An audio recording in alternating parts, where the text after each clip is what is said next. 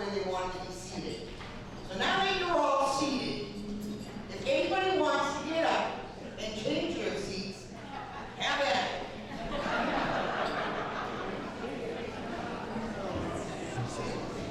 On behalf of everyone here this evening, first of all, we would like to take the time to thank Mark Tewksbury for his generosity in providing us with this amazing dinner and this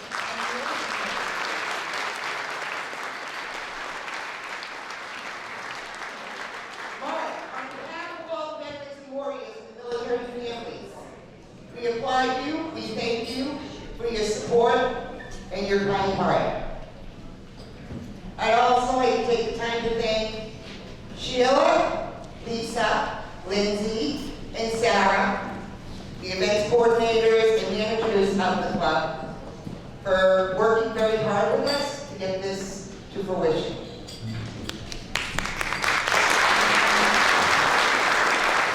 Especially thank you all Tewksbury Country Club chefs that are working very hard back there, our bartenders, and let's not forget the servers that you're going to have this evening.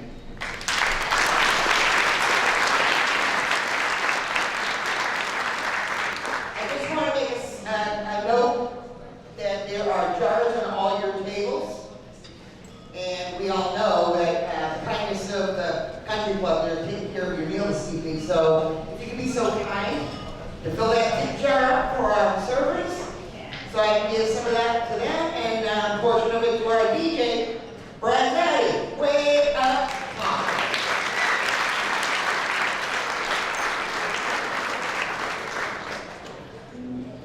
I would like to recognize those that are speaking, as well as those that are performing this evening. As you know, we have a table full of cadets. Where are they all? Oh, God.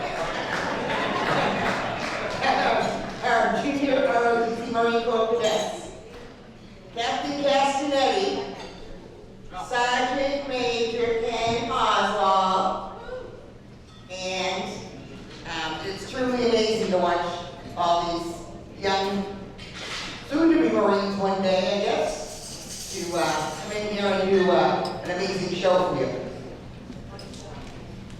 I'd like to also recognize the United States Marine Corps 25th Regiment Color Guard.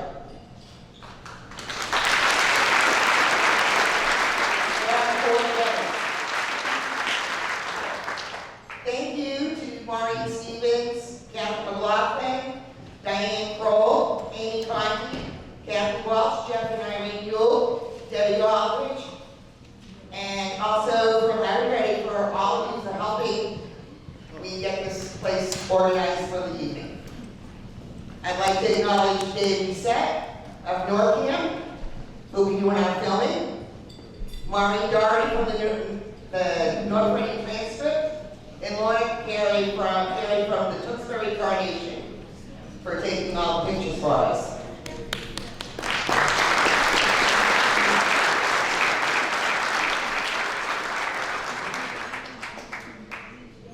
I would also like to recognize Karen Mullen, who will be our singer of the national anthem this evening, and your DJ, who is Brad Zaddy of DJ Zaddy Productions.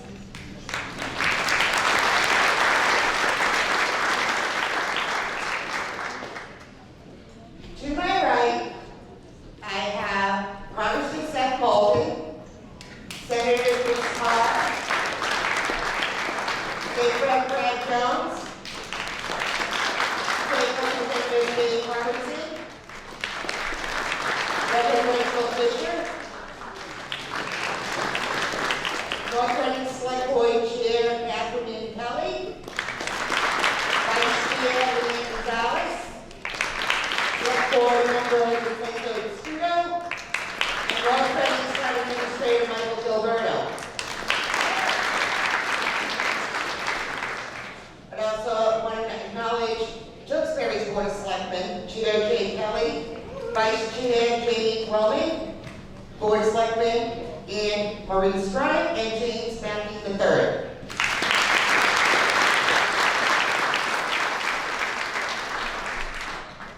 North Reading's VFW Post 10874. Their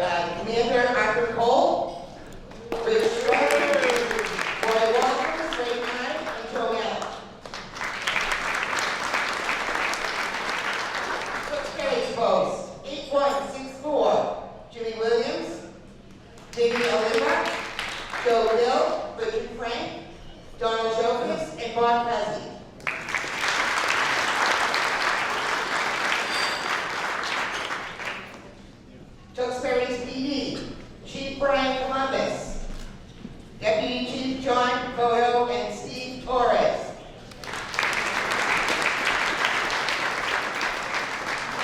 But more importantly, I'd like to recognize all the veterans and the military families in this room.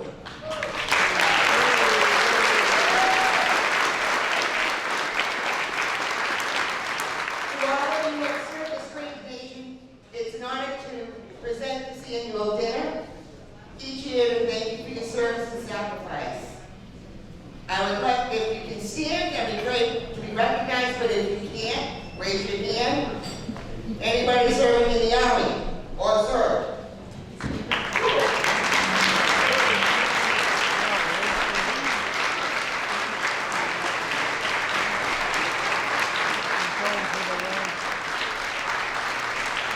Serving in the Navy.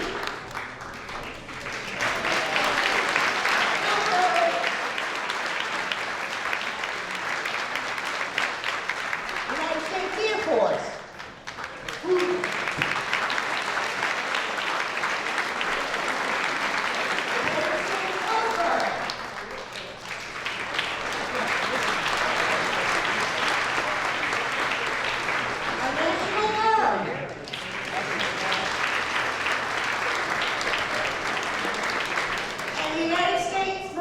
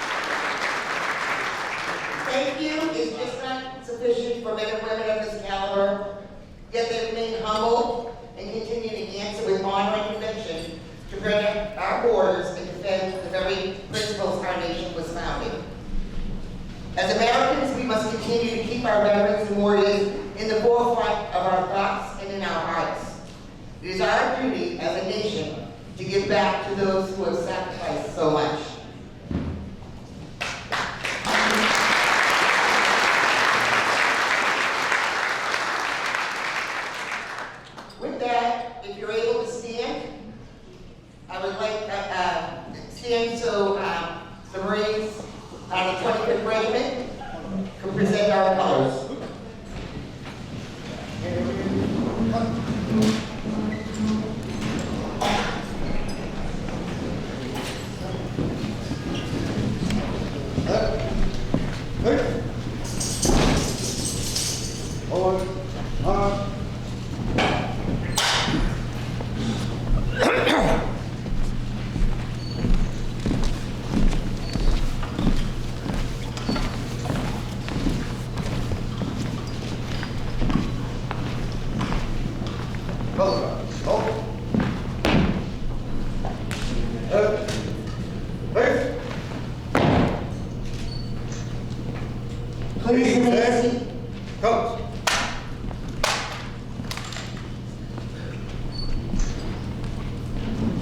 Please remain standing while the national anthem is sung by Karen Mullen.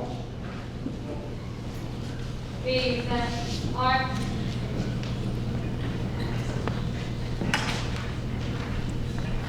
Oh, say, can you see by the dawn's early light what so proudly we hailed at the twilight's last gleaming, whose broad stripes and bright stars through the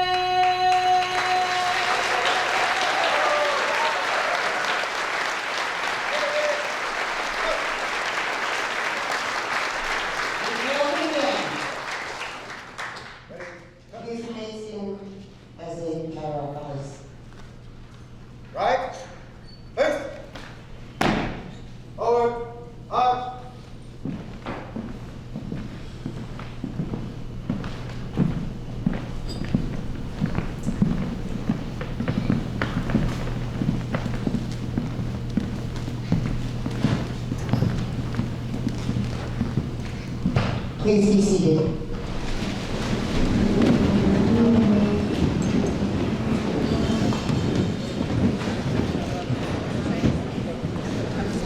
Under the direction of Dr. Steve Castaneri, I would like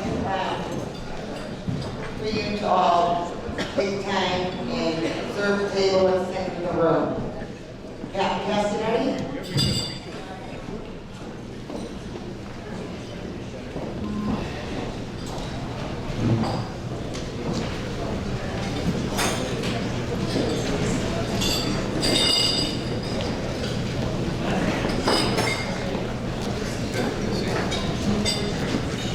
Good evening, everyone. Tonight I'm going to do a ceremony for our prisoners of war and those missing in action. And I do these quite frequently. Every September, on the third Friday of September, we celebrate POW Remembrance Day. And I always get the same questions. Well, do we really have a lot of POW people missing in action today? And in fact, we still do. All the way back to the War of the Revolution, we still have folks missing in action, and those will be prisoners of war. I'm not going to bore you all of the statistics, but I am going to cover some of the wars and some of the conflicts where we still have folks missing. Those that never came home. Vietnam, first of all, the war that kept me into the military, we still have 2,083 people missing in Vietnam. That may sound like a lot, but in World War I, 7,407. From World War II, we have more than 30,000 who are prisoners of war still missing in action. Korea, 343.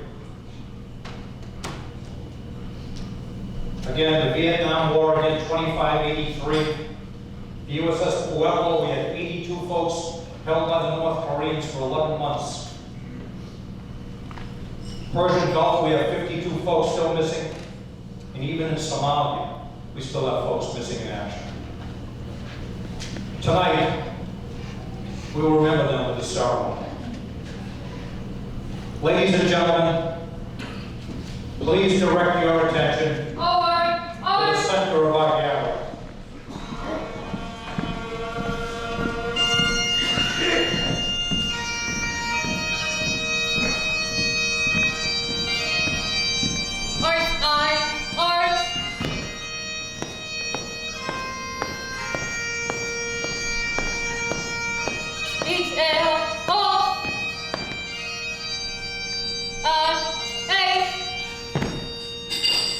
You may have noticed the table set before you. It is filled with symbolism. I will explain. This table is set for our prisoners of war and those missing in action from all wars. They are not with us today. Their chairs are empty, but saved for their hoped return. Let us remember their absence. Let us remember the United States Air Force, honored by Cadet Lang. Let us remember the United States Army, honored by Cadet Sweeney. Let us remember the United States Navy, honored by Cadet Harrison. Let us remember the United States Marine Corps, honored by Cadet Hayes. And let us remember the United States Coast Guard, honored by Cadet Rusk. Let us remember the men and women prisoners of war from all branches of service that are too often forgotten. Let us remember them. The tablecloth is white, symbolizing the purity of their intentions to respond to their country's call to arms, so that their children could remain free. Remember, the lone candle symbolizes the frailty of a prisoner alone, trying to stand up against his oppressors. Remember,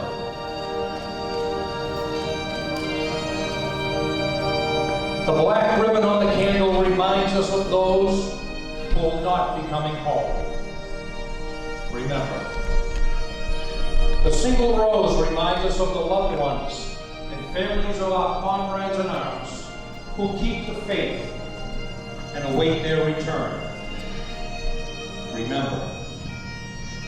A slice of lemon is on the bread blade to remind us of their bitter fate if we do not bring them home. Remember.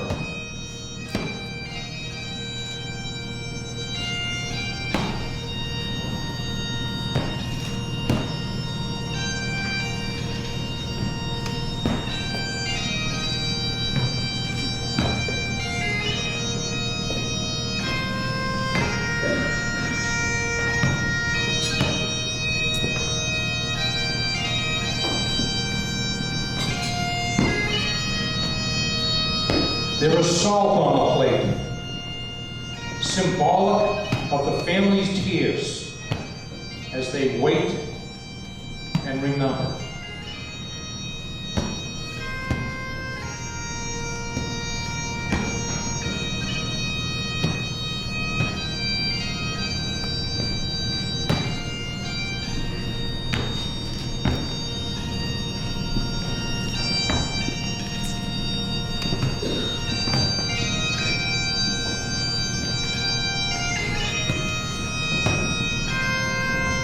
The glasses are inverted. They cannot toast with us tonight, maybe tomorrow, if we remember. The red, white, and blue ribbon is tied to the flower vase by a yellow ribbon that was worn by thousands who awaited their return. Remember. The faded picture on the table is a reminder that they are missed very much and are remembered by their families. Remember. As we look upon this empty table, do not remember ghosts from the past. Remember our comrades. Remember those whom we depended on in battle. They depend on us to bring them home. Remember our friends. They are the ones we love, who love life and freedom as we do. They will remember what we do. Please honor and remember them.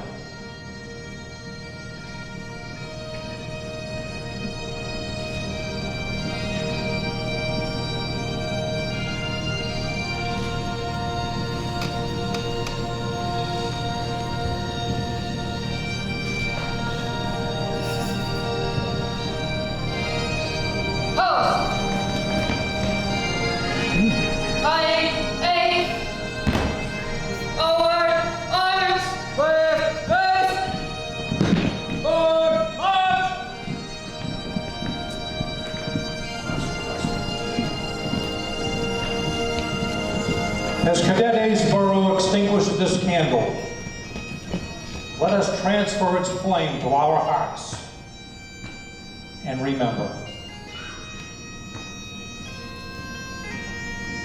Ladies and gentlemen, this concludes our POW MIA ceremony for this evening.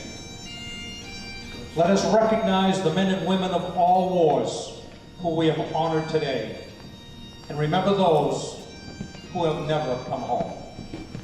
Thank you.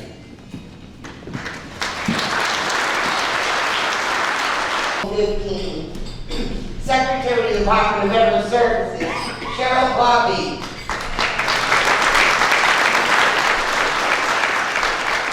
Please take place for us today, ladies. Hard-working woman. At this time, I'd like to call out Congressman Seth Bolton to address the audience.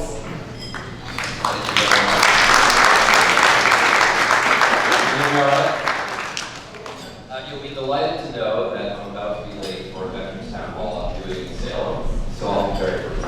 But first, let me just acknowledge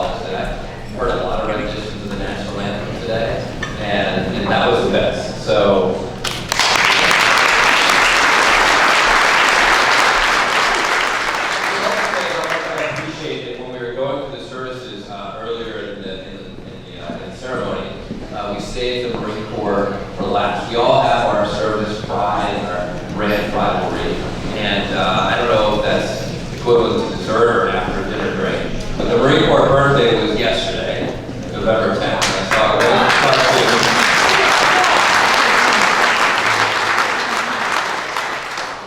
I saw a great cartoon about the early timeline of the formation of the Marine Corps. November 10th, 1775, the formation of the Marine Corps was announced at Continental Congress.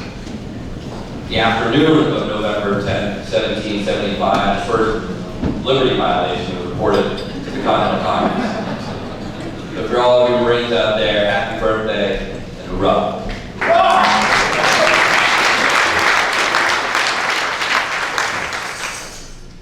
2021 marks the end of the longest war in American history. And I want to take just a brief moment today to share a little vignette of what I saw from today's active duty servicemen and women, including some very close to home, who were serving in Kabul in the final days of our chaotic withdrawal from Afghanistan. When I went to visit Abbey Gate as a member of the House Armed Services Committee, the front lines of that withdrawal, I expected to see Marines on one side and Afghans on the other. But that's not the way it would work. Our servicemen and women, Marines, some soldiers, a few State Department diplomats, had to wade out into this crowd of Afghans, this literal sea of desperate humanity, to try to find those allies who had worked at our side, who would risk their lives, not just for Afghanistan, but for America. Those who are young troops had promised, work with us and we'll have your back. We won't leave you behind. These Marines had to wait out there and find the right people. Grab them by the hand, put their little girls and boys on their backs, and literally carry them to freedom. They knew every step of the way the risks they were taking.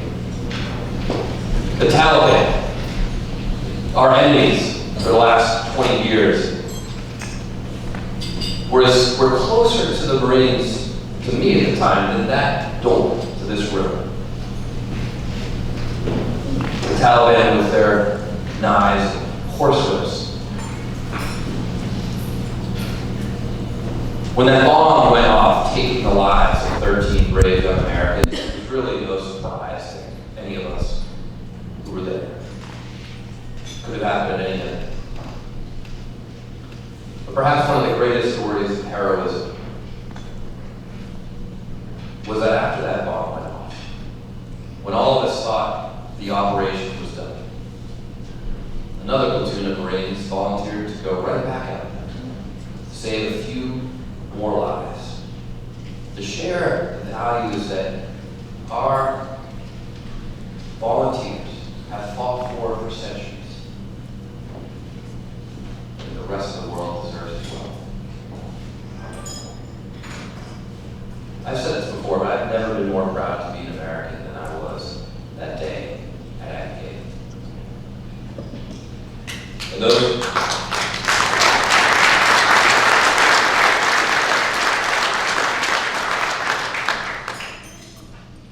those contemporary American heroes, they're fighting on the backs, the reputations of all of you veterans out here today. In fact, I want to especially acknowledge the Vietnam veterans, because it was your return to America and the shameful reception that you received that frankly laid the groundwork for us in this generation of veterans to be welcomed home well. So to the Vietnam veterans, thank you.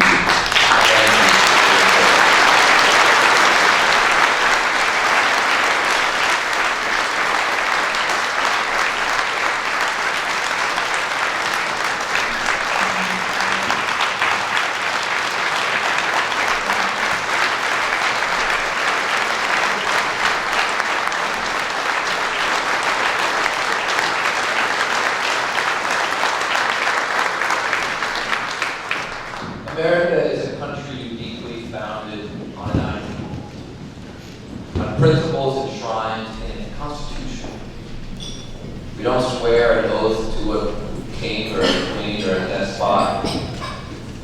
We vow to uphold principles when we put our lives on the line for this country. And you should know that there are great Americans out there doing it every day, doing it tonight on the other side of the globe as we honor our veterans here at home. So thank you to all of you. The veterans who are coming here this evening for a well-deserved celebration, but also to all the non-veterans out here who are coming to honor our service. This community acknowledgement of the principles for which we fight. That's the best of America. That's why we go to fight. And so it's an honor to be here with you this evening. And now I have to leave, so good night. Thank you.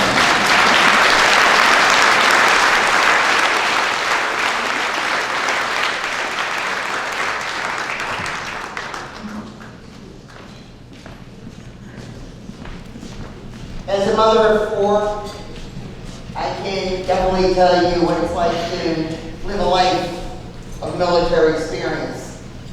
Having two sons that served in the Marine Corps, one still in there, actually getting ready to retire out next July.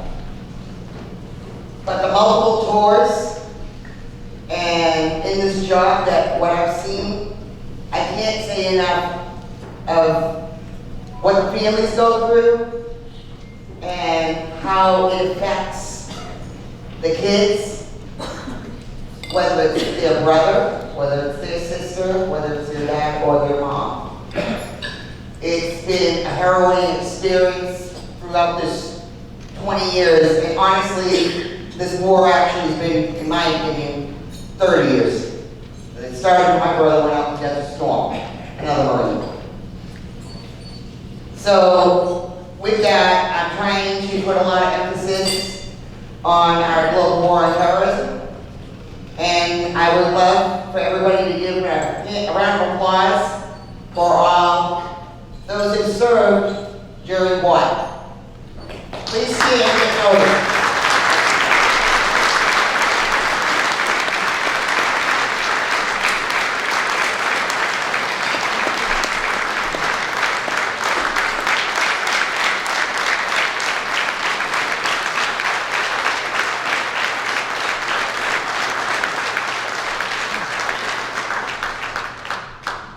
I know they're going to be bringing out the salad shortly.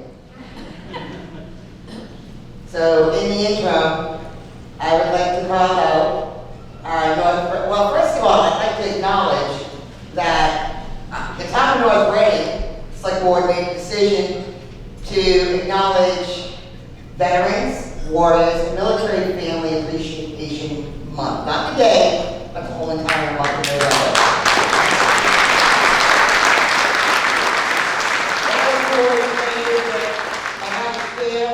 Select Board Leanne Gonzalez, and with that, I want to bring her up.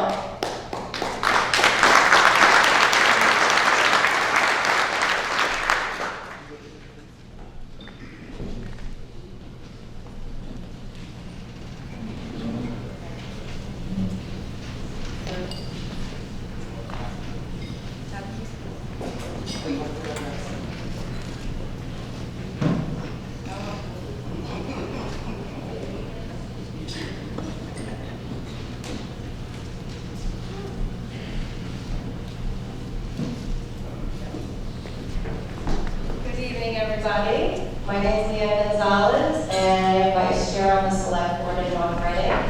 I am so honored to be the liaison for the Veterans Committee. It's a great honor for me to represent the board at this committee. As Sue just said, we brought forth a proclamation to make November a month for veterans, which is probably one of the proudest things I've done on the board.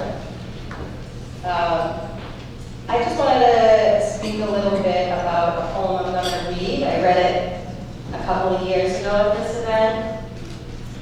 My father was serving Korea, and I had two cousins who served in Vietnam. And a common link between them was they really never spoke much about their time there. And when my father was passing away, he was very afraid to die. He didn't know where he was going to go, up or down. And I kept saying, I'm going to try to hold this all together. I kept saying, you're a wonderful father and a great man and a wonderful husband. Why would you go anywhere but up? And I didn't really understand it until I found this poem that I was going to read. So I'm going to try to pull it together while I read that. It's called The Final Inspection, and it was written by Sergeant Joshua Halterrod. The soldier stood and faced God, which must always come to pass. He hoped his shoes were shining just as brightly as his brass. Step forward now, you soldier. How shall I deal with you? Have you always turned the other cheek? To my church, have you been true? The soldier squared his shoulders and said, no, Lord, I guess I am. Because those of us who carry guns can't always be a saint. I've had to work most Sundays, and at times my talk was tough. And sometimes I've been violent because the world is awfully rough. But I never took a penny that wasn't mine to keep, though I worked a lot of overtime when the bills got just too steep. And I never passed a cry for help, though at times I shook with fear. And sometimes, God, forgive me, I've wept unmanly tears. I know I don't deserve a place among the people here. They never wanted me around, except to calm their fears. If you have a place for me here, Lord, it needn't be so grand. I never expected or had too much, but if you don't, I'll understand. There was a silence all around the throne where the saints had often trod, as the soldier waited quietly for the judgment of his God. Step forward now, soldier, you've borne your burdens well. Walk peacefully on heaven's streets. You've done your time in hell.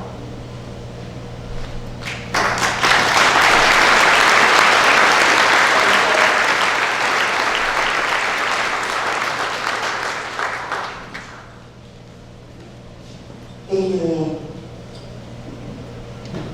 I would like to call up State Representative Brad Jones.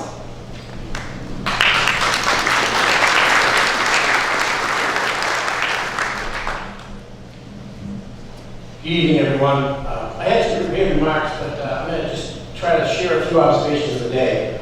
And I want to thank Steve Cassidy. Where did Steve go? Where is he? Steve. Steve had a little surgery last week, so I'm glad you were able to make it and share your presence with us tonight, so thank you.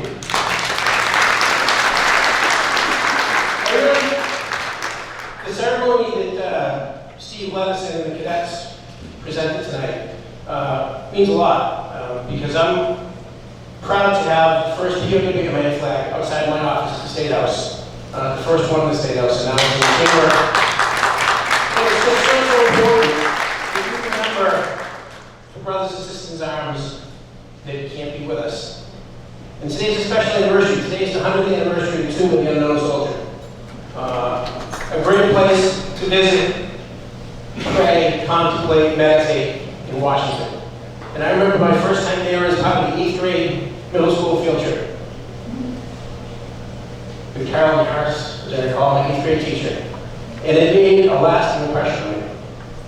And one that, I wish my dad could be here today. He loved this event. He passed away, but he was an Air Force veteran in the Korean War. He wasn't so shy about sharing his stories. No, he wasn't, as you know. I think I probably heard some of the ones about Korea 100 times over the years. And every once in a while you come to an event, you see maybe not as many young people at these events as you might like to. But I'm going to share one more story, and I know our speakers are the last thing between you and dinner, so brevity is probably the best thing we can be. So I had the opportunity to attend an event in Linfield this morning for Veterans Day. And as I said, usually it's an older crowd and veterans and their families. But in Linfield this year, they decided to do something different. Girl Scouts in the 3rd grade decided to raise money and give every single veteran in the town of Linfield a gift card for $25 to a restaurant. They gave out 433 gift cards. They raised that money in the month of November. They got the list from the local VSO, Bruce Siegel, and they delivered those gift cards in person to each and every veteran's house in the town of Windermere.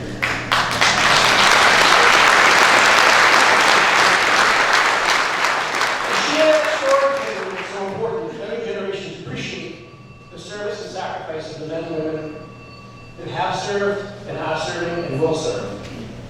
And also in this tumultuous political time, days like today should remind us that those things that unite us are far, far greater than those things that divide us.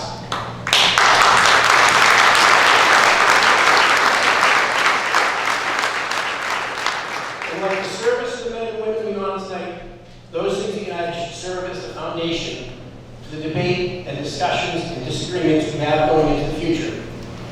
Because the men and women that served and sacrificed for us fought for that privilege, for us to have that right and that opportunity. So God bless you all. God bless our veterans. God bless America. And have a good evening.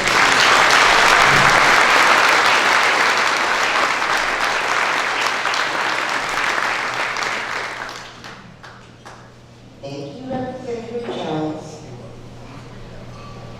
State Representative Dave Robinson.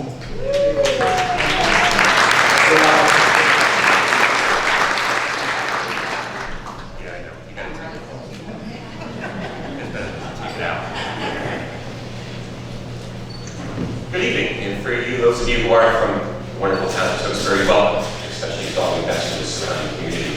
It's a pleasure and a privilege to share this fine facility in our town with you all this evening. I'm sure, like the towns that you hail from, when I was out today at Tewksbury and then later in Wilmington the other time, I was representing, we had quite the crowds. It seems like our communities always turn out for our veterans and for absolutely wonderful reasons. And here in Tewksbury, we have just up the road in front of our town hall. It's very picturesque, especially in the evening here. And when I was going there this morning, I kind of reflected on the fact that our location could have been better to have our Veterans Day ceremony.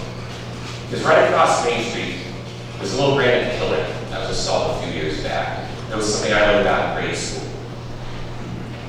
And when the folks at Lexington and Concord had fired the first shots and the first call for reinforcements went out, at the time, actually, I believe the Tewksbury might have still been part of Barica. But that was the assembly point for the Minutemen from the area. And I'm guessing everyone here tonight from the town you are from, there's a similar spot or point. Sometimes it was a pub or a restaurant, but for us it was right there at our town center. And for them, they walked down to the battle. And from there, a small group of, I assume, ragtag, tired, exhausted farmers who were busy turning the land into just a decent place to live. Those actually snowballed. They snowballed into the nation that has some of the greatest accomplishments and potential on the face of the earth. And I think it's especially important to remark because Massachusetts did it weeks and months before the rest of the colonies joined us. It's the part of the world that we hail from that poured forward these ideas, but not only just before the ideas actually fought for them. And over the last 250 years, it's the men and women like you, our veterans sitting here, that rose up to defend them time and time again. And sometimes not even on behalf of other Americans, but just other countries because it's the right thing to do. Whether it was the Republic of Korea, and liberating them from now was the most oppressive regime, or landing on the shores of Normandy, the freedom from a fascist government, held bent on extermination simply because someone else worshipped someone else. Americans time and time again rose to that higher ideals, as Congressman Holden said.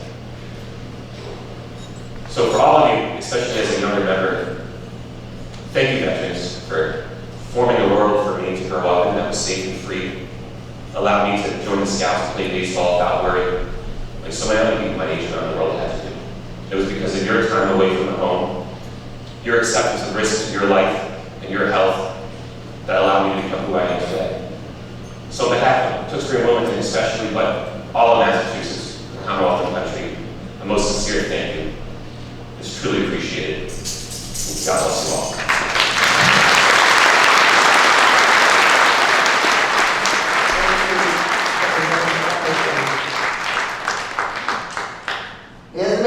down.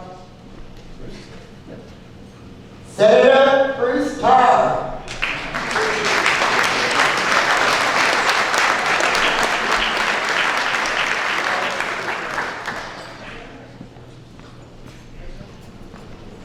Hey, Bruce, you're the last thing between.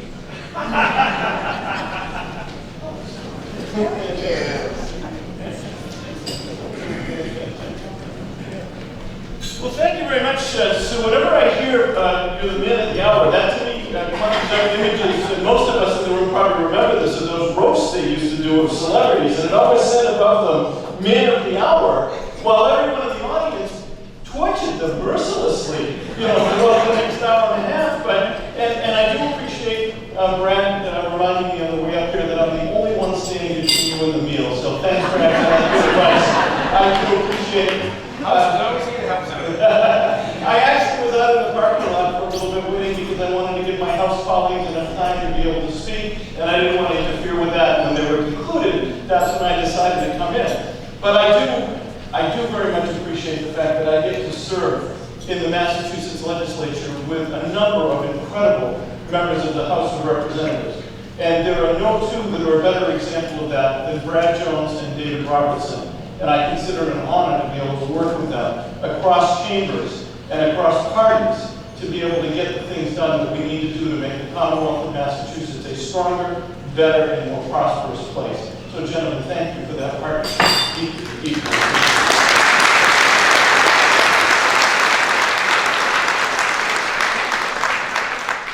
So, Sue, I just had an opportunity when I came in to meet your assistant, and I congratulated her, and I said it is really amazing to me to meet the person every day that has to keep up with Sue Magnin. And I was thinking, if there was a medal that the legislature could bestow for that, I would be the first one to nominate her for it. But I also want to say thanks to you and everyone in the Veterans Services Office for the work that you do every day to make sure the promises that we make in policy are kept in people's lives, in the lives of veterans that need and deserve the things that we all legislate on your behalf to support the men and women who have served and continue to serve our nation. So, Sue Magnin, to you and all of your team, congratulations and thank you.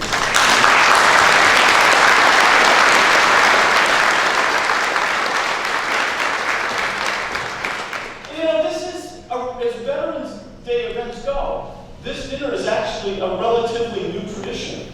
We're in our 11th year, and so it was something that you created as a way to allow us to get together and spend some time in a different setting than we might otherwise on Veterans Day. And I, for one, and I'm sure my colleagues do too, deeply appreciate the opportunity to sit at a table and walk amongst you and talk about the various things that are important in your lives. To learn a little bit more about what military experience has been for some of you, to learn a little bit more about your sacrifice, to learn about your families and what they have sacrificed to be able to support you in your service. This unique event allows us to have an opportunity to do that. And when we do that, we are reminded about the humanity of our veterans. The fact that they are people that in many instances, one day, were in our neighborhoods, or they were in a job, or they were doing other things in our lives that the rest of us do, and then they got summoned to defend the ideals of the greatest nation on the face of this earth. And they swore an oath of allegiance, and they carried on their shoulders, you all carried on your shoulders, the ideals of freedom and justice and liberty for all. And as you were out there in harm's way on behalf of all of us, you were also carrying those things. And as was mentioned by Representative Robertson, carrying a legacy that started when a group of farmers faced the greatest military power the world knew at the time and said, we will risk everything in our lives, everything, because freedom is worth it. And if we must lose our lives, then we will do that, because freedom is worth it. And so a night like this gives us an opportunity to think about the fact that there are some things in our lives in this country that unite us regardless of our perspective or where we live or anything else. Those same things that our veterans carried on their shoulders our active duty folks carry on their shoulders into places all over the world, not to preserve them just for us, but also to carry forward the dream that someday in this troubled world, they will be the norm for everyone throughout the world. So for the past 18 months, 20 months, we've all been living through an unthinkable time, something that most, if not all of us, never thought could happen. And we've seen loss, and we've seen hardship, but we've seen the men and women of the United States military continue forward and never miss a beat. Now that Brad and David, myself and our colleagues, the governor and lieutenant governor, now we are thinking about how to bring us out of that dark time so that we can be better and stronger and more prosperous and more healthy. And I would suggest that one of the things that should be at the top of our list is to make sure that our veterans are part of that conversation. Not neglected, not forgotten, but always remembered, because all of you have shown us the way through difficult times. You've seen them before. You didn't miss a beat now. Neither should we. And a night like this gives us an opportunity to talk about how we can do that together. Gives those of us in public life, like our select people, our town administrator, who is a phenomenal leader for the town of North Reading, Cheryl Poppy, who whenever there's a need for anything to be done in the veterans world, rises up and says, send me, and we are all the better for it. Now is that time for us to commune together and think about how we grow stronger, better, more prosperous, and elevate our veterans and what we do for them to do new heights. I appreciate the opportunity to be here, to be part of that conversation, to serve you with my colleagues, to be part of that conversation legislatively. But most of all, on a night like tonight, I just feel so lucky to be a part of a community that turns out like this to have this conversation. May God bless all of those who serve, all of those who have served, all of their families, and these United States of America. Thank you very much.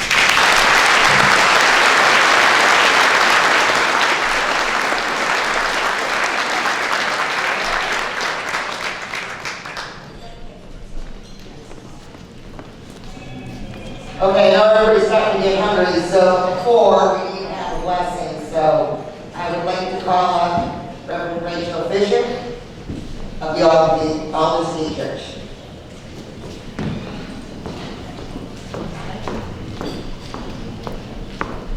Let us pray. Dear Lord, today we honor our veterans, worthy men and women who gave their best when they were called upon to serve and protect their country. We pray that you would bless them for their unselfish service in a continual struggle to preserve our freedoms, our safety, and our country's heritage for all of us. Bless them abundantly for the hardships they faced, for the sacrifices they made, for their many different contributions to America's victories over tyranny and oppression. We respect them, God, we thank them, we honor them, and we are proud of them. We pray that you will watch over these special people and bless them with peace and happiness. God, thank you for giving us this evening, this meal. We ask that you would bless the food and bless the hands that have served it and grown it and prepared it. I offer this prayer in Jesus' name. Amen. Amen.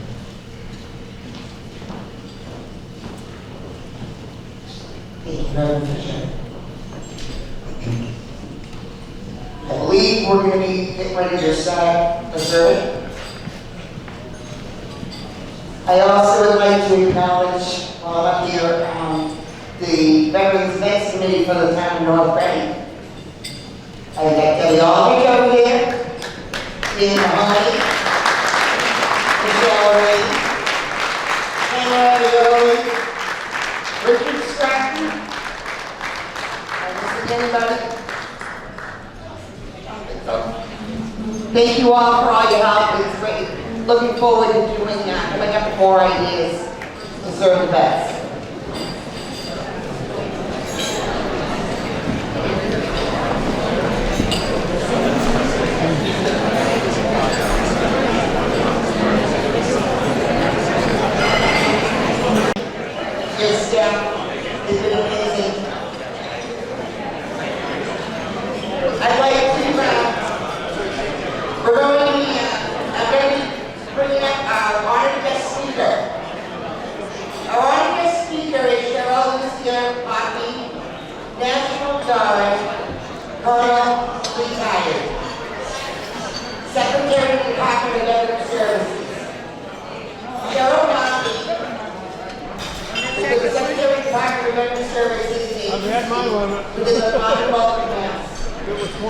She brings to this position 30 years of experience with the Mass National Guard, having retired with the rank of colonel in 2008.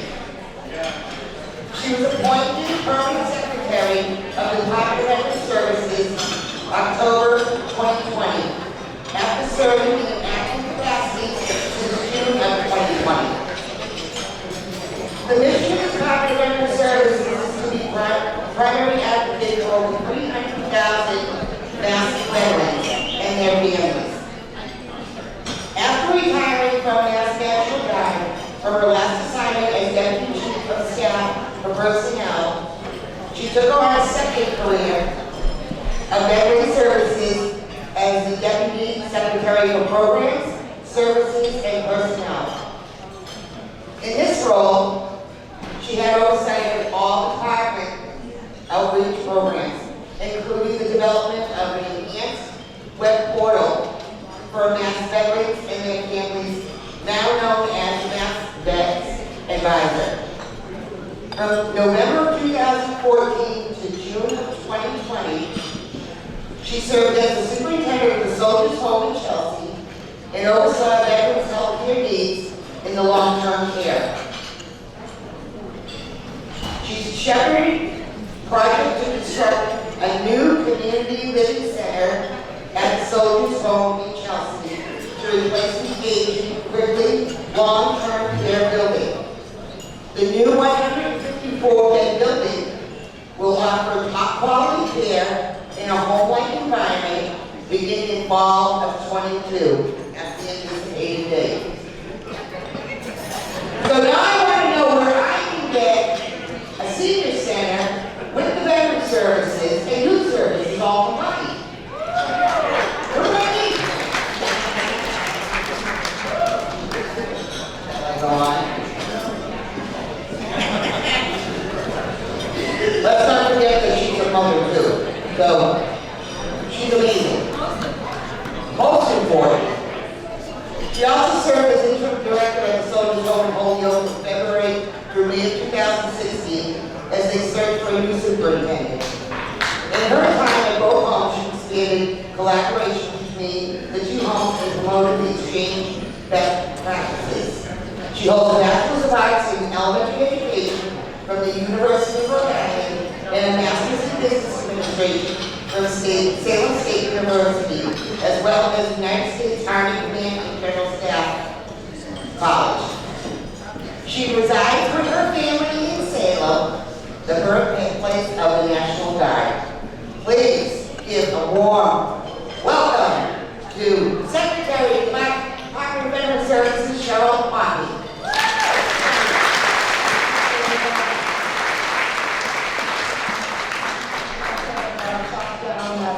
I always give my bio and say chop it down, so, but you didn't. So I feel funny talking like with my back to everybody, so please pardon everyone as I kind of walk around here. But, so good evening, and thank you very much for having me here tonight. I am pleased and honored to join all of you for the celebration of Veterans Day evening. And today, as you know, we've been marking a lot of first in-person Veterans Day events in about 2 years. So there's much that we have to reflect on as we move forward from this global pandemic. We know it's been a very difficult 20 months for everyone. But there's also much to celebrate. So we can celebrate the joy of being gathered, able to gather along with American heroes and friends from across the military branches and through all walks of life. Those who serve or who have served may have fought in World War II, Korea, Vietnam, more recently in Iraq or Afghanistan. Or they may have served closer to home. And certainly, as we have seen over the last 20 months, I'm obviously very proud to be a retired member of the Army National Guard. Because not only do they have a federal mission where they've had many deployments, but in the last 20 months, we have seen them work very hard to help make our communities safer and stronger. From responding to nursing homes, with sometimes helping with staffing shortages, with testing, with being able to give vaccine. They've been driving buses. They're now covering down on a lot of other shortages that we've seen throughout the Commonwealth. They truly are, as the motto is already, always ready, always there. So I'm immensely proud of them.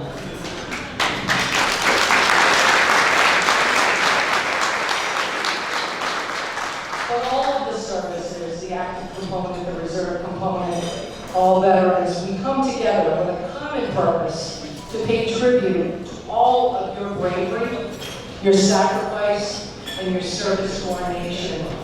And that does include our families who serve too, and that's been mentioned many times this evening. And particularly our Gold Star families, who always amaze me that they mobilize their grief into service for others and continue to serve helping families.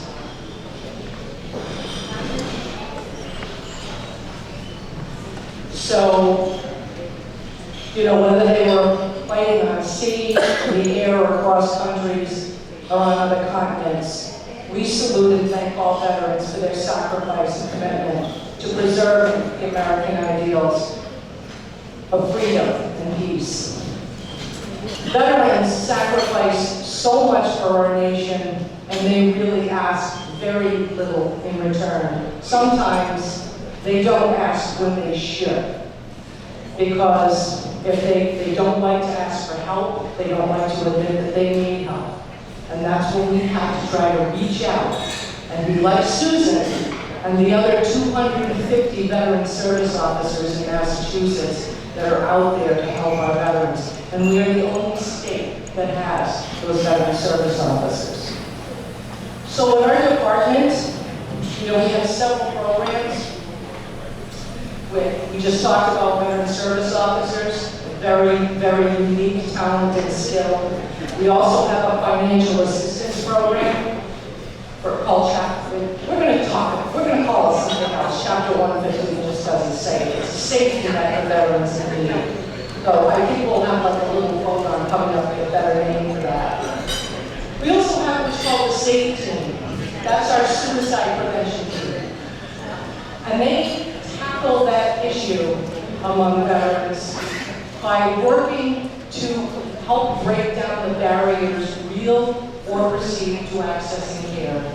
By helping veterans access either physical health, mental health, whether it's the VA, the vet centers, local areas, anything that will help a veteran. If the first thing they try doesn't work, they keep trying.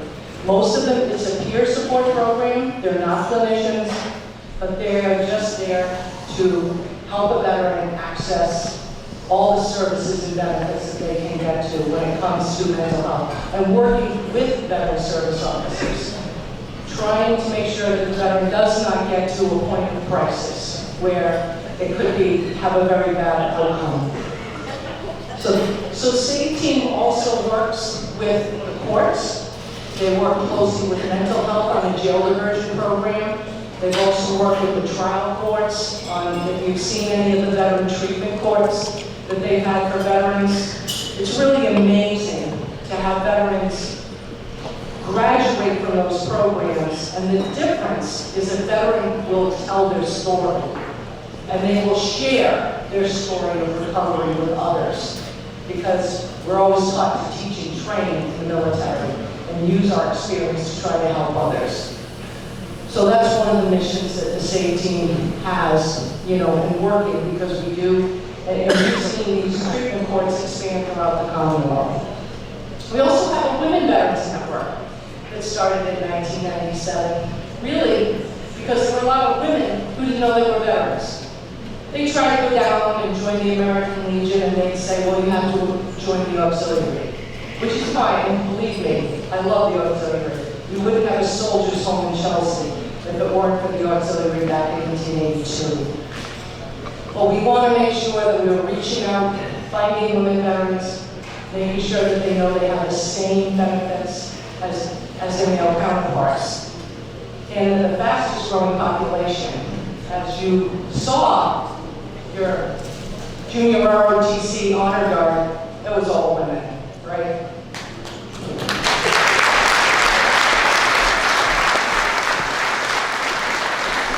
So, by a certain time, they will be a larger percentage. They're 20% of all new recruits right now. We have about 24,000 women veterans in the Commonwealth. So we put together some special programs, kind of geared toward finding out what their needs may be. The legislature funded us to do a study on women veterans to kind of look at all the different needs and what they want. You know, what their needs are, what do they want for healthcare, what do they want for employment, what do they want when the day comes that they need long-term care, what do they want that to look like? Because when a woman needs long-term care, usually she's the last person left, because they're taking care of everyone else because they're caregivers. So we're working on those kinds of things. We have a conference every year. Last year was all virtual. This year we're doing hybrid. That's the new term, right? So on Saturday at Dunn State Park in Gardner, where it's a very accessible park. We've done a lot of universal access programs there in the past. We're going to have from 10 to 2 on Saturday. Have that event, and every night next week there will be a virtual event. So Susan has the website, and we can probably give it to you, but it's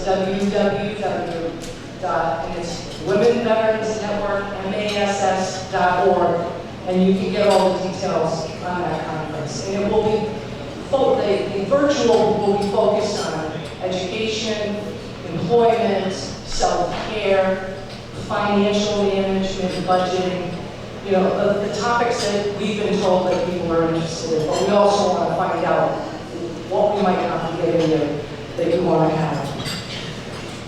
We also have providers. We have 32 nonprofit providers that provide housing assistance, temporary, permanent housing, or outreach services, and you have some very close to your own communities here. As Susan mentioned, we are building a new soldiers' home in Chelsea. It will have private rooms, private bedrooms. It will be better for infection control purposes, whereas the other facility was all open wards before. We are also, thank you to the legislature passing a bond bill, we are working on building a new soldiers' home in Holyoke with the same, what we call small home design, but on an urban scale, so that we'll have, you know, several floors moving upward. And that will have a better design for that purpose. Chelsea is also working on redeveloping their domiciliary area into housing, because we see a greater need for housing. So we also have contact offices in Boston and Providence for filing claims. We also have 2 state cemeteries, so that when our veterans do need that final honor, they provide that with dignity and respect. And they are beautiful. If you've never been to Agawam or Wichita, they're beautiful, beautiful cemeteries. For our latest program, we are involved in what's called the Doctor's Challenge. We're working with the Department of Mental Health, the Department of Public Health, and about 25 other partners on a challenge to prevent suicide among service members, veterans, and families. Let me say that again. Service members, veterans, and families. Because families can be impacted as well. As you heard, many of the speakers speak about tonight. We talk about Gold Star families. You'll see Gold Star wives, Gold Star mothers. We have Gold Star siblings. And they're impacted by the loss of someone. I was just at the dedication of the Puerto Rican Veterans Memorial today, and I saw they were laying in commemorative brick for Sergeant Yohani Rosario Pacharo. And her brother and sister were there. So we have to remember that it is children too, and it's a sibling. So we're working on identifying, soldiers, service members, veterans, and families at risk, accessing them to care, and then reducing access to lethal means and safety planning. And because we're Massachusetts and we just go beyond these national goals, we have a fourth, which is expanding knowledge of military culture. We are training clinicians who are not in the VA to start to understand some of the language, some of the mannerisms, the way we talk in the military that other people may not understand. November 19th, we have a virtual training on this setup. We already have over 123 clinicians signed up that want to learn more about the military. And because if they want to help,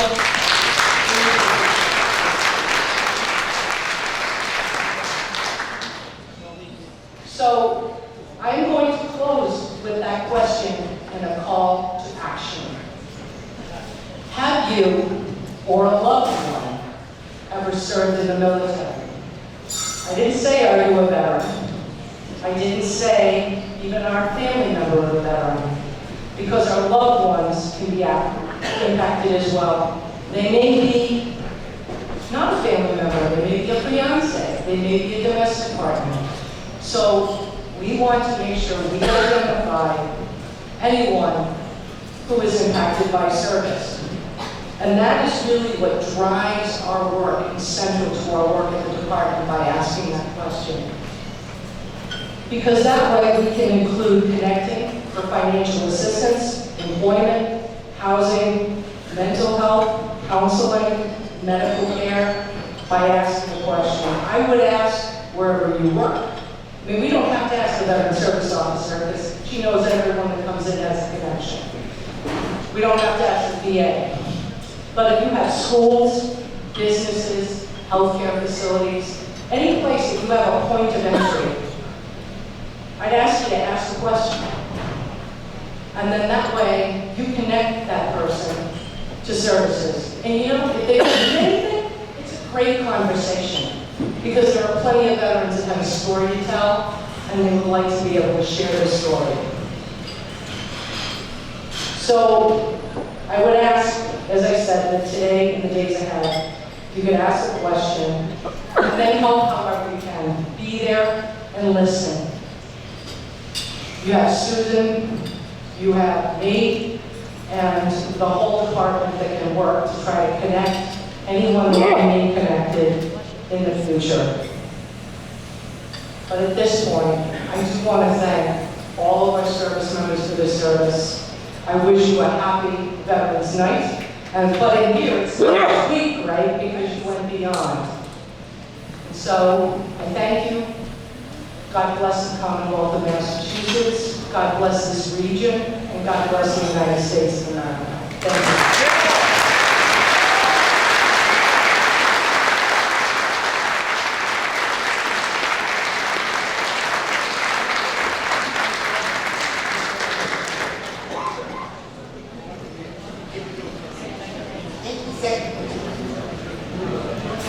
Thank you, Secretary Bobby. Awesome. Really appreciate it.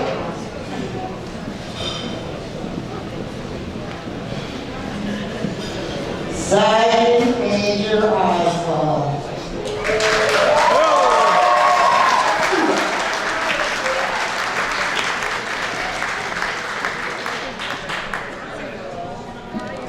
I don't need the mic. First off, for those who do not know me, my name is Sergeant Major Oswald. I have been a junior ROTC instructor for 27 years. I had the very distinct fortune of retiring from Lynn English last June, on June 30th, but then the Marine Corps called and decided that I needed to go work someplace else and not working at Beverly High School. Sergeant Major Summer, who is here with me, is the senior Marine instructor at Salem High School. I'll let him talk in a little bit. But before we talk, you need to understand is, everybody talked about how this stuff happened in 20 months. While the real people who suffered in junior ROTC were not the instructors, they were the cadets. They were not allowed to do anything for 20 months. They couldn't come to drill practice. They couldn't do color guards. They couldn't even go to school. They had to sit at home and do everything remote. And it wasn't until this year when they were allowed to come in, and even during this year, it has been a little bit difficult because when they come to school, they have to have their mask on. They still have to keep their 6 feet apart. They can't do social gatherings. So the suffering part was, we're not able to give you a drill presentation this evening like we normally would do. But what I am going to do is, get out here, cadets. Get out here, cadets. Let's go! Get out here. Come on.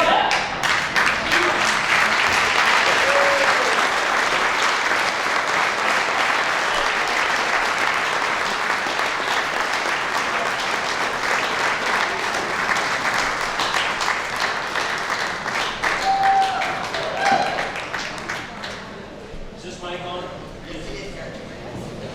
Okay, so what I am going to do is, I'm going to let the cadets introduce themselves, what year they're in high school, if they want to say what their plans are, because I know some of their plans. And then if you have any questions that you would like to ask them real quick, because I know that some of you want to get up here and dance. I guess you guys do want to dance.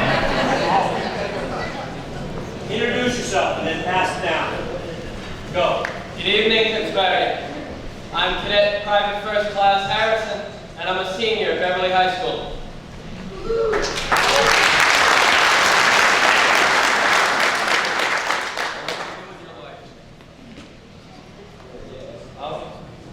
I'm planning on joining the National Guard and becoming a financial advisor.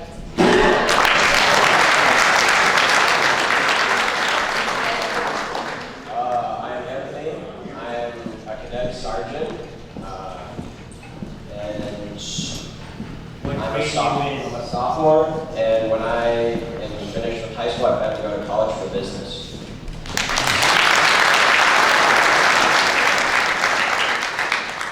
Good evening, I am Lance Corporal Lang, and I'm a 9th grader now, and I'm planning to join the Air Force and go into Air Force mechanics.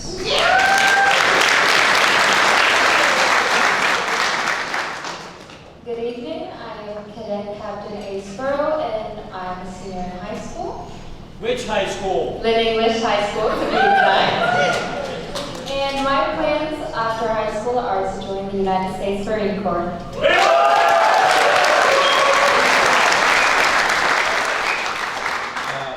I'm Cadet Captain Sweeney. I go to South High School, I'm a senior, and I plan to join the Marine Corps.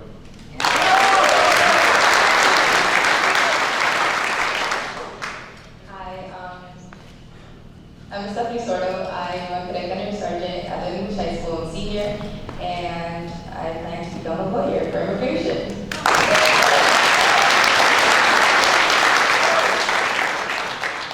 Hello, my name is Doucette. I'm a cadet captain. I'm a senior, and I plan on joining the Marine Corps after high school.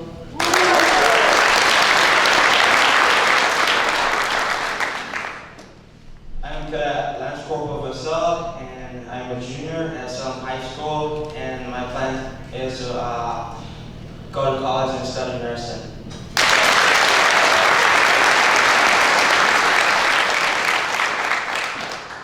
Hello, I am Cadet Hayes. This is my first year at Salem High School and the ROTC, and I plan to probably join the Marine Corps when I'm done with high school.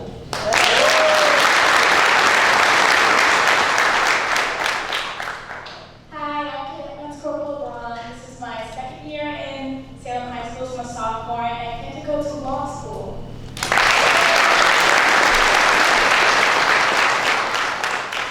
Hi, I'm Cadet Sergeant Parisi.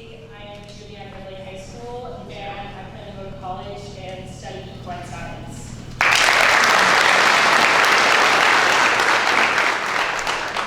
Hello everyone, my name is Diana Cuevas. I am a second lieutenant at the Lynn English High School, and this is my 3rd year, and I plan to join the Air Force after high school.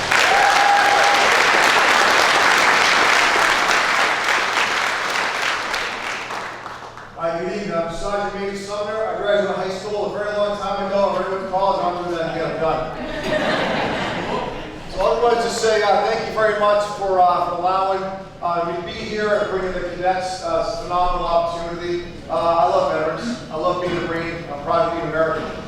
more importantly, I love being among fellow Americans, fellow veterans. The only thing I want to say is been an instructor at Salem High School for a year, and this is probably the best job I've ever had. Absolutely love it. I retired in 2018, 24 plus years in the Marine Corps. From the reserve side of the house, I retired. I had a full-time job as a computer graphic designer for 19.5 years. I left that and dropped my hat to become an instructor. And having the opportunity to deal with these cadets every day has been nothing short of phenomenal. Everything I do is for them. You know, my time's done. I can't get promoted anymore. You know, my time is not going to go up, but the fact that I can pass along the knowledge that I've gained through all my experiences, the one is to pass on to them, hope they can take and flourish as well has been great. So please round of applause for the cadets. They did nothing short of awesome. Thank you.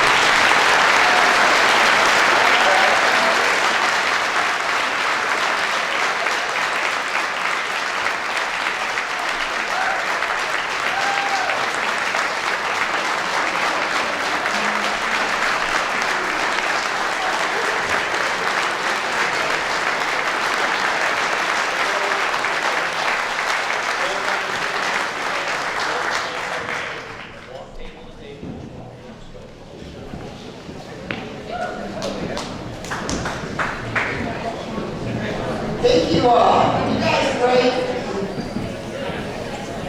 It's nice to see you all have plans to move in life. Feel free. Okay, at this time we're going to probably, if anybody wants any more Raffles, it's time to get them. Because I'm going to start borrowing.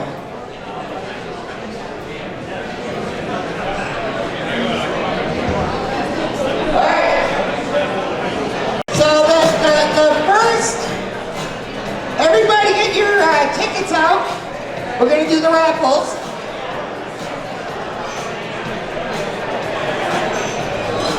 All right.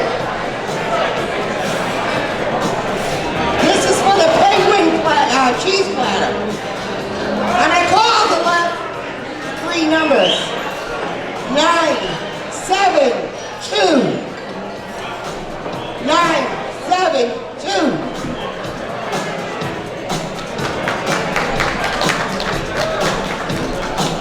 Our lovely little snowman. 984.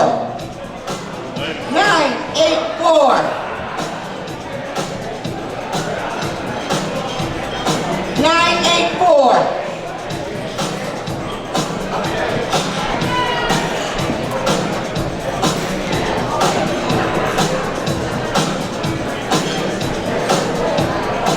And this is the color forms for the kids.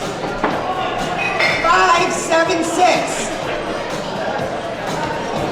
576. Oh, sorry. You're out there. 576.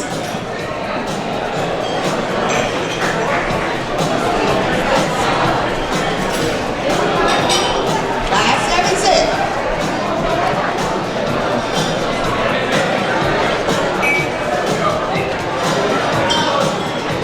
Frame.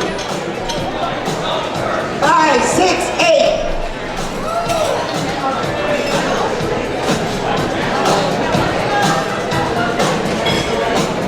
Up. 568.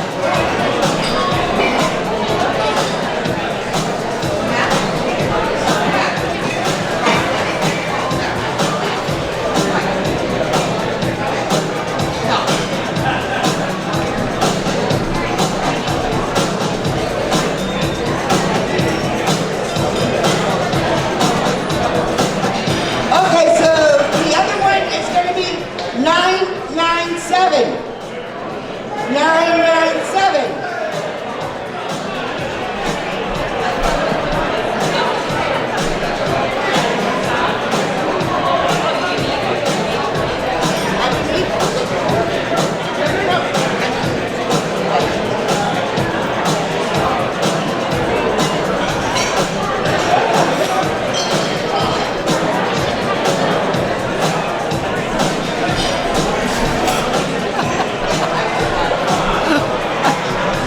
Okay, gift certificate to Kyoto's in Tewksbury. $25 gift certificate. 911. 911. 911.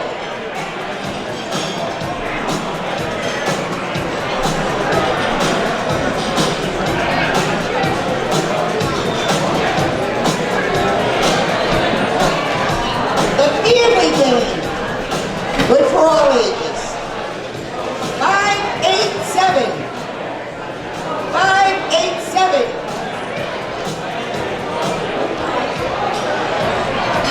Ah, my center, please.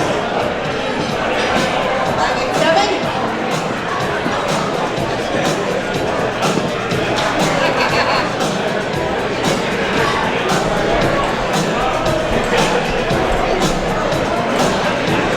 All right, the centerpiece. The other one. 584.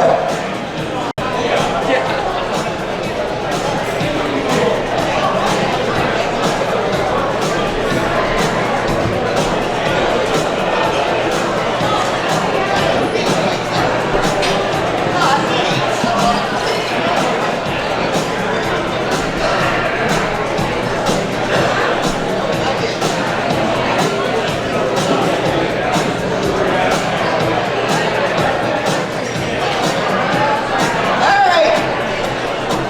For the light up lantern. 975.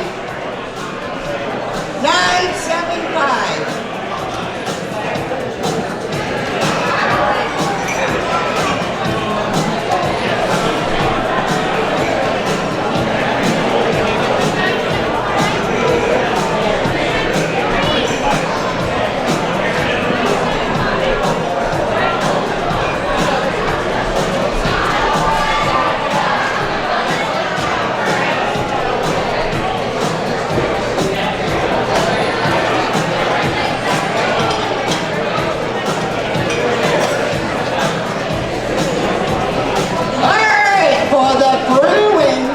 Snowman.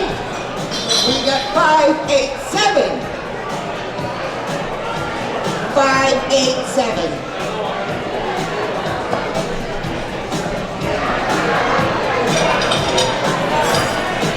Ruined Snowman, 587.